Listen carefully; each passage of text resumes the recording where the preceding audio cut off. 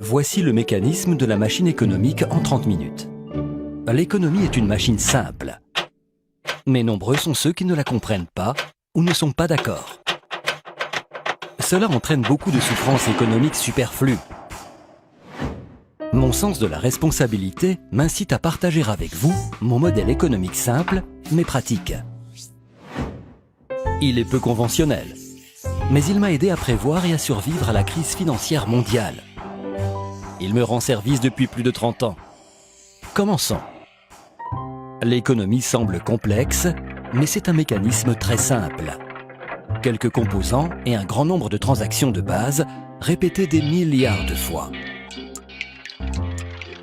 Ces transactions sont par-dessus tout gérées par des êtres humains. Elles engendrent 3 forces principales qui font tourner l'économie. Premièrement, la croissance de la productivité. Deuxièmement, le cycle des dettes à court terme. Troisièmement, le cycle des dettes à long terme. Examinons ces 3 forces et la manière dont leur interaction crée un bon modèle de suivi des événements économiques que nous pouvons analyser et comprendre. Commençons par la partie la plus simple de l'économie, les transactions. L'économie est tout simplement la somme de toutes les transactions. La notion de transaction est relativement simple. Nous réalisons constamment des transactions. Chaque fois que vous achetez quelque chose, c'est une transaction. Dans chaque transaction, nous avons un acheteur et un vendeur échangeant argent ou crédit contre des produits, services ou biens financiers. Le crédit se dépense exactement comme l'argent. Quand on additionne l'argent et le montant de crédit dépensé, on obtient la somme totale déboursée. C'est le montant total des dépenses qui fait tourner l'économie. Si on divise le montant dépensé par la quantité vendue, on obtient le prix. C'est aussi simple que cela. La transaction est l'unité de base de la machine économique. Tous les cycles et toutes les forces de l'économie sont générés par les transactions. Donc, si nous comprenons les transactions, nous comprenons l'économie. Le marché est constitué de tous les acheteurs et de tous les vendeurs effectuant des transactions pour le même produit. Par exemple, le marché du blé, le marché des voitures, le marché des actions en bourse et autres marchés couvrant des millions d'articles. L'économie consiste en l'ensemble des transactions effectuées sur tous ces marchés. Si on connaît la dépense totale et la quantité totale des ventes sur tous les marchés, on dispose alors de tous les éléments pour comprendre l'économie. C'est aussi simple que cela. Les gens, les entreprises, les banques et les gouvernements, tous effectuent des transactions de cette manière. Ils échangent de l'argent et du crédit contre des produits, des services ou des biens financiers. Le plus grand acheteur et vendeur est le gouvernement avec ses 2 composantes. Un gouvernement central qui encaisse les impôts et dépense de l'argent, et une banque centrale, ce qui le rend différent des autres acheteurs et vendeurs, car il contrôle ainsi la quantité d'argent et de crédit dans l'économie en modifiant les taux d'intérêt et en imprimant des billets de banque. La banque centrale est donc l'un des plus importants décideurs des flux du crédit.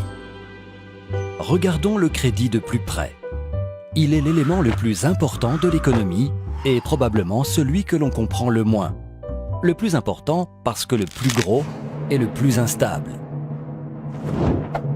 Prêteurs et emprunteurs font du commerce de la même manière que tous les autres acheteurs et vendeurs. Les prêteurs veulent générer plus d'argent à partir de ce qu'ils ont et les emprunteurs veulent acheter quelque chose qui dépasse leurs moyens, une maison, une voiture, ou bien ils souhaitent investir, par exemple, dans la création d'une entreprise. Le crédit aide à la fois les prêteurs et les emprunteurs à obtenir ce qu'ils veulent. Les emprunteurs promettent de rendre la somme empruntée, qu'on appelle le capital, plus un autre montant qu'on appelle l'intérêt. Lorsque les taux d'intérêt sont élevés, les gens empruntent moins, car cela leur coûte cher. Lorsque les taux d'intérêt sont faibles, ils empruntent davantage, car c'est meilleur marché. Lorsque l'emprunteur promet de rembourser et que le prêteur lui fait confiance, le crédit est établi. Il est tout simplement créé par 2 personnes, à partir de rien. Cela paraît simple, mais le crédit est trompeur, car il porte différents noms. Aussitôt que le crédit est formé, il devient une dette. La dette est un actif pour le prêteur et un passif pour l'emprunteur. Par la suite, lorsque l'emprunteur rembourse le prêt plus les intérêts, l'actif et le passif disparaissent et la transaction s'achève. Pourquoi le crédit est-il si important? Lorsque l'emprunteur reçoit la somme empruntée, il peut accroître ses dépenses. N'oublions pas que les dépenses font tourner l'économie, car les dépenses d'une personne constituent le revenu d'une autre. Chaque dollar que vous dépensez est gagné par quelqu'un d'autre, et chaque dollar que vous gagnez a été dépensé par quelqu'un d'autre. Si vous dépensez davantage, quelqu'un d'autre gagne plus d'argent. Si les revenus de quelqu'un augmentent, les prêteurs lui prêtent volontiers de l'argent, car il est considéré comme solvable. Un emprunteur solvable présente deux caractéristiques, la capacité de rembourser et des garanties. Le fait d'avoir un revenu élevé par rapport à la dette garantit la capacité à la rembourser. Si l'emprunteur ne peut pas rembourser, ses biens servent de garantie. Ils peuvent être saisis et vendus. Les prêteurs n'ont donc aucune réticence à lui prêter de l'argent. Des revenus plus élevés permettent des emprunts plus importants. Et ces emprunts permettent de dépenser davantage. Puisque les dépenses de l'un sont les revenus de l'autre, cela permet des emprunts encore plus importants. Ce phénomène de renforcement entraîne la croissance économique et c'est ainsi que commencent les cycles.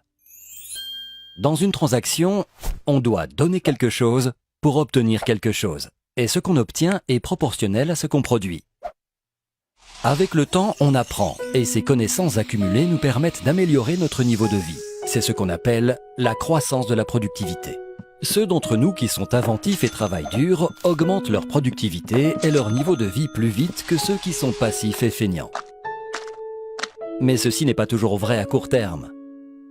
La productivité est importante surtout à long terme, et les questions de crédit à court terme. La raison en est que la croissance de la productivité varie peu et n'est donc pas un facteur important de fluctuations économiques. La dette, au contraire, nous permet de consommer plus que ce que nous produisons lorsque nous la contractons, puis nous force à consommer moins que ce que nous produisons lorsque nous la remboursons. Les fluctuations de la dette suivent deux cycles principaux. L'un dure entre 5 et 8 ans et l'autre entre 75 et 100 ans.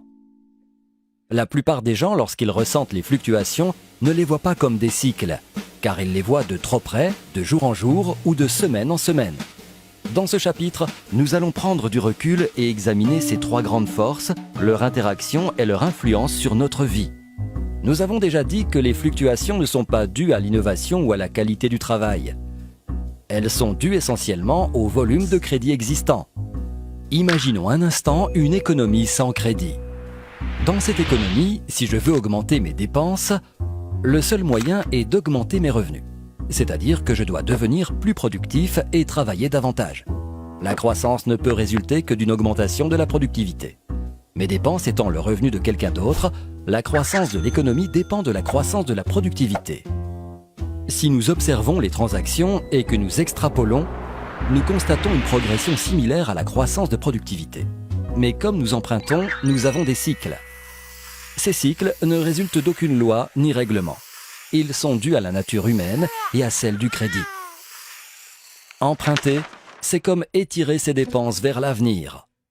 Pour acheter quelque chose que je ne peux pas me permettre, je dois dépenser plus que je ne gagne. Pour cela, j'engage essentiellement mes revenus futurs. Ainsi, je crée un avenir dans lequel je devrais dépenser moins que ce que je gagne afin de rembourser ma dette. Cela prend très vite une tournure cyclique. Tout simplement, chaque fois que j'emprunte, je crée un cycle. C'est vrai aussi bien des personnes que de l'économie. C'est pour cette raison qu'il est si important de comprendre la notion de crédit, car c'est elle qui enclenche le mécanisme prévisible des événements économiques futurs. C'est cela qui rend le crédit différent de l'argent. L'argent permet de régler des transactions. Lorsque vous achetez une bière avec de l'argent liquide, la transaction s'achève immédiatement. Mais si vous achetez votre bière à crédit, vous vous créez une ardoise. Vous promettez de payer plus tard. Vous et le barman créez un actif et un passif. Vous avez fabriqué du crédit à partir de rien. L'actif et le passif disparaîtront uniquement lorsque vous aurez payé l'ardoise, que la dette aura disparu et que la transaction sera achevée.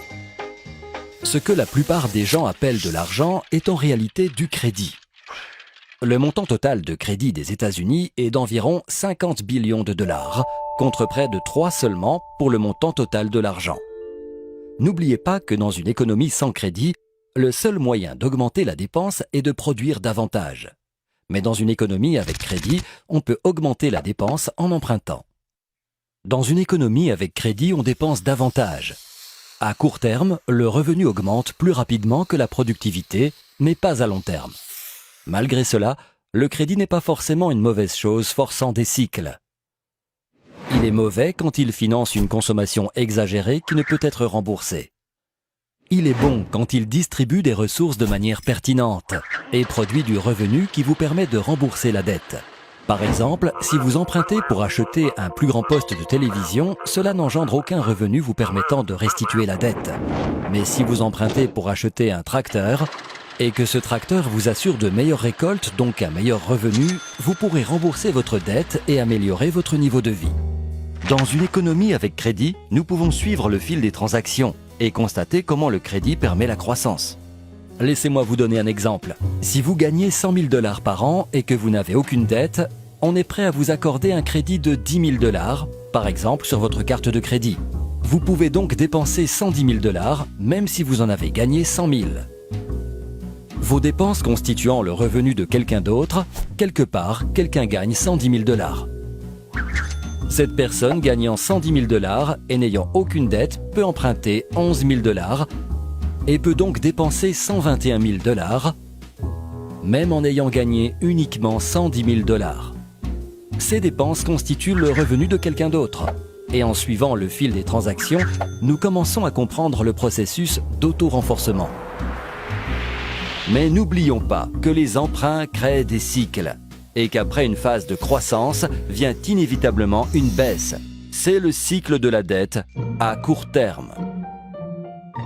L'activité économique augmente. Nous constatons une expansion. C'est la première phase du cycle de dette à court terme. La dépense augmente et les prix avec. Car l'augmentation de la dépense est alimentée par le crédit. Crédit que l'on crée à partir de rien.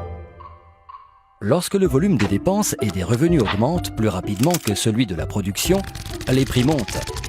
Quand les prix montent, c'est ce qu'on appelle l'inflation. La Banque centrale ne veut pas trop d'inflation, car elle est source de problèmes. Lorsque les prix augmentent, la banque augmente les taux d'intérêt. Lorsque les taux d'intérêt sont plus élevés, moins de gens peuvent se permettre d'emprunter et le coût de la dette existante augmente. Imaginez le versement mensuel de votre carte de crédit en hausse. Les gens empruntent moins, mais doivent rembourser davantage. Ils ont moins d'argent disponible, donc les dépenses diminuent. Et comme les dépenses de l'un sont les revenus de l'autre, les revenus diminuent aussi, etc. Lorsque les gens dépensent moins, les prix baissent. C'est la déflation. L'activité économique diminue et nous avons une récession. Lorsque la récession devient extrême et que l'inflation n'est plus un problème, la Banque centrale baisse les taux d'intérêt pour relancer le processus. Avec des taux d'intérêt plus bas, le remboursement de la dette est réduit, l'emprunt et la dépense reprennent, et nous avons une nouvelle expansion. Vous voyez bien que l'économie marche comme une machine. Dans le cycle à court terme, la dépense est limitée uniquement par la volonté des prêteurs et emprunteurs à fournir et à recevoir du crédit. Lorsque le crédit est disponible, l'économie est en phase d'expansion. Lorsque le crédit n'est pas disponible, l'économie est en phase de récession. Notez que ce cycle est contrôlé principalement par la Banque centrale. Le cycle de dette à court terme dure entre 5 et 8 ans et se répète constamment. Mais remarquez que le maximum et le minimum de chaque cycle sont caractérisés par une croissance et une dette plus grandes que celle du cycle précédent. Pourquoi ? Parce que les gens font pression. Nous avons tendance à emprunter et à dépenser davantage plutôt qu'à rembourser nos dettes. C'est dans la nature humaine. Pour cette raison, sur de longues périodes, la dette augmente plus rapidement que le revenu, formant ainsi le cycle de dette à long terme. Malgré l'endettement croissant des gens, les prêteurs leur accordent plus facilement du crédit. Pourquoi ? Parce que nous sommes tous convaincus que tout va bien. Les gens se concentrent uniquement sur les événements récents. Et quelles sont les dernières nouvelles ? Les revenus ont augmenté, la valeur des biens financiers a augmenté, la bourse est prospère, nous sommes en croissance. L'achat de produits, services ou actifs financiers avec de l'argent emprunté devient rentable. Lorsque cette tendance se généralise, nous appelons cela une bulle. Même si la dette ne fait que croître, le revenu augmente presque aussi rapidement et compense. Le quotient entre la dette et le revenu s'appelle le poids de la dette. Tant que le revenu continue à croître, le poids de la dette reste gérable. Au même moment, la valeur des biens financiers atteint des sommets. Les gens empruntent énormément pour acheter des biens en tant qu'investissement, ce qui fait d'autant plus monter leur prix. Les gens se sentent riches.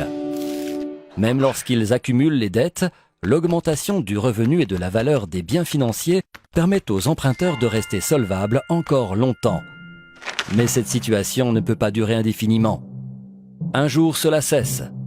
Pendant des décennies, le poids de la dette a augmenté lentement, les remboursements sont devenus plus lourds. À un moment donné, le remboursement de la dette grandit plus vite que le revenu. Les gens sont forcés de réduire la dépense. La dépense de l'un constituant le revenu de l'autre, les revenus commencent à baisser, ce qui rend les gens moins solvables et ralentit les emprunts. Les remboursements de dettes continuent à grossir, ce qui diminue encore plus la dépense, et le cycle s'inverse. On dépasse le sommet de la dette à long terme. Le poids de la dette est devenu trop lourd. Pour les États-Unis, l'Europe et la plupart des pays, tout ceci est arrivé en 2008. Pour la même raison que c'est arrivé au Japon en 1989 et aux États-Unis en 1929. L'économie rentre en phase de désendettement. Les gens réduisent leurs dépenses. Les revenus diminuent. Le crédit disparaît. Les prix des biens financiers s'effondrent, les banques sont aux abois. La bourse s'affole, les tensions sociales augmentent. Et tout le processus reprend en sens inverse. Les revenus diminuent, les remboursements de dettes augmentent. Les emprunteurs sont coincés, ils ne sont plus solvables.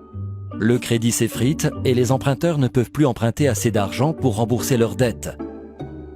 Pour compenser ce manque, les emprunteurs sont forcés de vendre des biens, inondant ainsi le marché en même temps que les dépenses diminuent.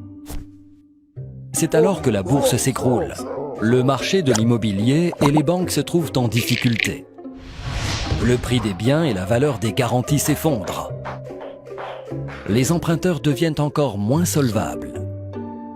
Les gens se sentent pauvres. Le crédit disparaît rapidement. Moins de dépenses, moins de revenus, moins de richesses, moins de crédit, moins d'emprunts, etc. C'est un cercle vicieux. Cela ressemble à une récession, mais la différence est qu'on ne peut pas baisser les taux d'intérêt pour résoudre le problème. En période de récession, on baisse les taux d'intérêt pour stimuler l'emprunt. Mais en période de désendettement, cette démarche est futile, car les taux d'intérêt sont déjà bas, presque à 0%. Et l'effet de stimulation n'existe plus. Les taux d'intérêt des États-Unis étaient à 0% lors du désendettement des années 1930 et à nouveau en 2008. La différence entre la récession et le désendettement est qu'en période de désendettement, le poids de la dette est devenu trop lourd pour les emprunteurs et qu'on ne peut pas les soulager en baissant les taux d'intérêt. Les prêteurs comprennent que les dettes sont trop lourdes pour pouvoir être jamais remboursées. Les emprunteurs ont perdu leur capacité à rembourser et leurs garanties ne valent plus rien. Ils sont handicapés par la dette et ne veulent plus emprunter. Les prêteurs cessent de prêter, les emprunteurs cessent d'emprunter. Pensez à une économie qui n'est plus solvable. Exactement comme un individu. Où en est le désendettement ? Le problème est que le poids de la dette est trop lourd et qu'on doit l'alléger. Il existe 4 manières de le faire. Premièrement, les particuliers, les entreprises et les gouvernements réduisent les dépenses. Deuxièmement, on réduit la dette en la restructurant. Troisièmement, on redistribue les richesses des nantis vers les défavorisés. Quatrièmement, la Banque centrale imprime de l'argent. Ces 4 méthodes ont été employées à chaque désendettement de l'histoire moderne. On commence en général par réduire les dépenses. Les particuliers, les entreprises, les banques et même le gouvernement se serrent la ceinture, réduisent les dépenses pour pouvoir rembourser la dette. On appelle cela l'austérité. Si les emprunteurs cessent de contracter de nouvelles dettes et remboursent les anciennes, on pourrait s'attendre à ce que le poids de la dette diminue. Mais en réalité, c'est l'inverse.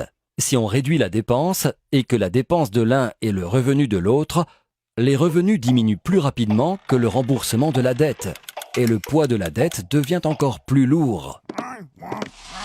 Nous avons déjà vu que ces mesures d'austérité sont déflationnistes et douloureuses. Les entreprises doivent réduire les dépenses, ce qui signifie moins d'emplois, donc plus de chômage. L'étape suivante est l'obligation de réduire la dette. De nombreux emprunteurs sont incapables de rembourser leurs dettes. Et la dette de l'emprunteur constitue l'actif du prêteur. Lorsque les emprunteurs ne peuvent pas rembourser les banques, les clients de la banque se demandent si la banque pourra leur rendre leur argent et se précipitent pour vider leurs comptes. Les banques sont à sec et les particuliers, les entreprises et les banques ne peuvent plus assumer les échéances. Cette sévère contraction économique est une dépression. Un important facteur de la dépression est que les gens découvrent que leur richesse était fictive. Revenons au bar. Si vous achetez une bière et l'inscrivez sur l'ardoise, vous promettez de rembourser le barman. Votre promesse devient son actif. Mais si vous ne tenez pas votre promesse, si vous ne le remboursez pas, votre ardoise ne vaut plus rien. L'actif du barman ne vaut plus rien. Il a tout simplement disparu. Plutôt que de renoncer à leur actif, de nombreux prêteurs acceptent de restructurer la dette. Cela signifie que le prêteur ne recevra pas toute la somme ou qu'il sera payé à plus long terme, à un taux d'intérêt plus bas que prévu. Le contrat originel est dénoncé d'une manière qui réduit la dette. Les prêteurs préféreront encaisser moins d'argent que pas du tout. Même si la dette disparaît, la restructuration réduit plus rapidement les revenus et actifs bancaires. Le poids de la dette ne fait qu'empirer. Réduire la dette est aussi douloureux et déflationniste que de réduire les dépenses. Le gouvernement central, à son tour, encaisse moins d'impôts suite à la réduction du revenu et de l'emploi. En même temps, l'État doit augmenter la dépense pour résorber le chômage. Un grand nombre de chômeurs n'ont pas assez d'économies et le gouvernement doit les aider. De plus, il doit créer des projets stimulants et augmente ses dépenses pour compenser la baisse de l'économie. Le gouvernement dépense plus qu'il n'encaisse en impôts et s'enlise dans un programme de désendettement. C'est le déficit budgétaire dont on parle aux informations. Pour financer le déficit, les gouvernements doivent augmenter les impôts ou emprunter de l'argent. Mais dans une situation de réduction du revenu et du chômage, d'où viendra l'argent? Des riches. Le gouvernement a besoin de plus d'argent. Les capitaux sont concentrés aux mains de quelques-uns. Le gouvernement cherche naturellement à taxer les riches, ce qui facilite la redistribution des richesses des nantis vers les moins privilégiés dont la situation est difficile et qui jalousent les plus aisés. Les plus aisés, stressés par une économie affaiblie et par la dévalorisation de leurs biens, en veulent aux moins privilégiés. Si la dépression continue, la structure sociale se décompose. Non seulement la tension monte dans le pays, mais on risque une escalade internationale, particulièrement entre pays prêteurs et pays emprunteurs. Cette situation peut entraîner un changement politique, quelquefois extrême. Dans les années 1930, on a eu la montée au pouvoir d'Hitler, la guerre en Europe, la dépression aux États-Unis. Le besoin d'une solution pour mettre fin à la dépression devient aigu. Or, ce que la plupart des gens pensaient être de l'argent était en fait du crédit. Donc, si le crédit disparaît, les gens n'ont plus assez d'argent. Le besoin d'argent se fait désespéré. Et qui imprime l'argent? La banque centrale. Une fois les taux d'intérêt quasiment nuls, elle est forcée d'imprimer de l'argent. Contrairement à une politique d'austérité, de réduction de dettes et de redistribution des richesses, imprimer de l'argent provoque l'inflation et stimule le processus. Inévitablement, il faut imprimer encore plus d'argent, sans aucune base réelle et s'en servir pour acheter des biens financiers et des emprunts d'État. Comme aux États-Unis au cours de la Grande Dépression ou à nouveau en 2008 quand la Banque centrale américaine, la Réserve fédérale, a imprimé plus de 2 billions de dollars. Les autres banques centrales qui le pouvaient ont aussi imprimé de l'argent. En achetant des biens financiers avec cet argent, elles ont fait monter les prix des biens qui permettent aux gens d'obtenir du crédit. Mais ceci n'est utile qu'à ceux qui possèdent des biens financiers. Le fait est que la Banque centrale peut imprimer de l'argent, mais elle ne peut acheter que des biens financiers.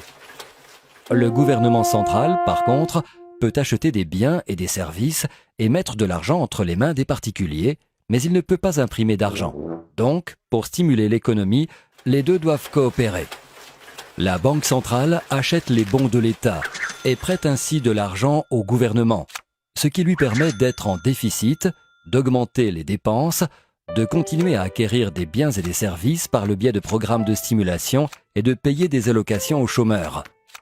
Les revenus individuels et la dette du gouvernement augmentent, mais ceci diminue le poids total de la dette sur l'économie. Ces actions sont risquées. Les décideurs doivent trouver un équilibre entre les 4 éléments du poids de la dette. On doit équilibrer déflation et inflation pour maintenir un certain équilibre. Si on le fait correctement, le désendettement peut être harmonieux. Ce processus peut être complètement raté ou parfaitement harmonieux. Comment un désendettement peut-il être harmonieux ? Même s'il s'agit d'une situation difficile, lui apporter une solution optimale relève du génie. Bien plus que les excès d'une phase d'endettement mal équilibrée. Dans un désendettement harmonieux, la dette se réduit proportionnellement aux revenus, la croissance économique réelle est positive et l'inflation n'est plus un problème. Elle résulte d'un bon équilibre. Cet équilibre requiert un certain cocktail d'austérité, de réduction de la dette, de transfert des richesses et d'impression de billets de banque, maintenant la stabilité économique et sociale. Les gens se demandent si imprimer de l'argent cause l'inflation. Cela n'arrivera pas si l'inflation compense la perte de crédit. N'oubliez pas que tout repose sur la dépense. Un dollar dépensé sous forme d'argent a le même effet sur les prix qu'un dollar dépensé à crédit. En imprimant de l'argent, la Banque centrale compense la disparition du crédit par un accroissement du volume d'argent. Pour inverser la vapeur, la Banque centrale doit non seulement encourager la croissance du revenu, mais aussi veiller à ce que le taux de croissance du revenu soit plus élevé que le taux d'intérêt sur la dette accumulée. Que signifie tout cela ? Tout simplement que le revenu doit croître plus rapidement que la dette. Par exemple, supposons un pays en cours de désendettement ou avec un rapport dette-revenu de 100%. Cela signifie que la dette est égale au total du revenu de tout le pays en un an. Supposons un taux d'intérêt de 2% sur cette dette. Si la dette augmente à un taux de 2% et le revenu à un taux de 1% seulement, on ne peut jamais réduire le poids de la dette. On doit imprimer assez d'argent pour que le taux de croissance du revenu dépasse le taux d'intérêt. Cependant, on dépasse rapidement les bornes car imprimer de l'argent est une solution facile que les gens préfèrent à d'autres mesures. Le secret est d'éviter d'en imprimer trop et d'entraîner ainsi une inflation inacceptable comme l'Allemagne l'a fait dans les années 1920. Si les décideurs trouvent un équilibre correct, le désendettement se passe bien. La croissance est lente, mais le poids de la dette diminue et le désendettement est réussi. Lorsque le revenu commence à augmenter, les emprunteurs semblent plus solvables. Dans cette situation, les prêteurs acceptent à nouveau de prêter de l'argent. Le poids de la dette commence enfin à diminuer. Lorsqu'ils peuvent emprunter, les gens dépensent davantage. L'économie se développe à nouveau, entrant ainsi dans la phase de reflation du cycle de dette à long terme. Le processus de désendettement peut être terrible s'il est mal effectué. S'il est bien conduit, il peut finalement régler le problème. Il faut compter un peu plus de 10 ans pour éliminer le poids de la dette et redémarrer l'activité économique. C'est pour cela qu'on parle de décennies perdues. Évidemment, l'économie est un peu plus complexe que ce modèle ne le suggère. La superposition du cycle de dette à court terme sur le cycle de dette à long terme L'appui de ces deux cycles sur la courbe de croissance de la productivité nous permet de bien comprendre où nous sommes, où nous étions et où nous allons. En conclusion, je vous recommande 3 règles de conduite à adopter. Premièrement, ne laissez pas votre dette grandir plus vite que vos revenus, car le poids de la dette finira par vous écraser. Deuxièmement, ne laissez pas le revenu grandir plus vite que la productivité, car vous ne serez plus compétitif. Et troisièmement, faites de votre mieux pour augmenter votre productivité, car à long terme, c'est ce qui compte le plus. Ces conseils simples s'appliquent aussi bien aux particuliers qu'aux décideurs. Vous n'avez pas d'idée à quel point la plupart des gens, y compris les décideurs, ne font pas assez attention à ces éléments. Ce modèle m'a toujours rendu service et j'espère qu'il vous aidera aussi. Merci.